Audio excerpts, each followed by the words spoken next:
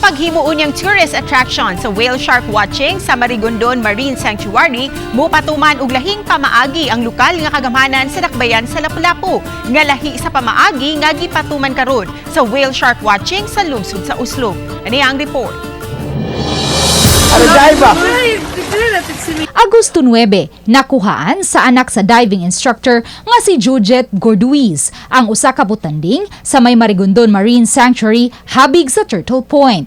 May guess siya nga langyaw niadtong higayuna nga iyang gigiyahan sa pagdive ug dihang mibalik na sila sa motorbangka, mipatimaw ang usa ka butanding. Daw gadua-dua kini sa tubig ug mituyok-tuyok sulod sa pipila ka minutos sa dapit nga gipunduhan sa tulo ka mga motorbangka. Isip diving instructor, makadagang higayunang nakakita og butanding si Jujet. Apan matud niya, lahi ang excitement nga iyang bation. Lain-lain nga excitement ba? Murag kuan, dili every experience is different from the first one or sa sunod. Lain-lain. Amazing gid siya ba nga makita kanyang anak kadako nga creature. Yeah, gentle ra kaayo. Like dili gining mo swim og kusog. Nabantayan na ni Marigondon Barangay Councilor Emmy Bunghanoy, kinsa usa-usab ka scuba diving course director, ang presensya sa mga butanding sa kadagatan sa Marigondon sukad pa sa nakalabayng Mayo. Gani sa ilang ihap, may 5 na ka mga butanding nga magkanunayan sa dapit.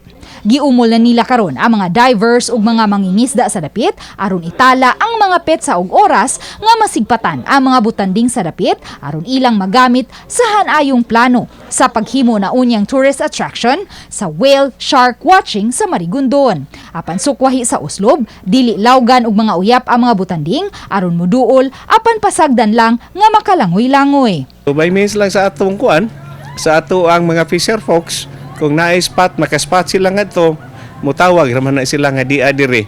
So, that time, makaingon ta 100%. Lahi ang kahinam nga bation sa mga turista kung pasagdan lang ang mga butanding nga mupatimaw sa Marine Sanctuary. Kung pasagdan lang ang mga butanding, dili mausab ang kinaiya niini nga mangita og pagkaon ug dili usab maabusuhan o baka mapasakitan sa mga tao.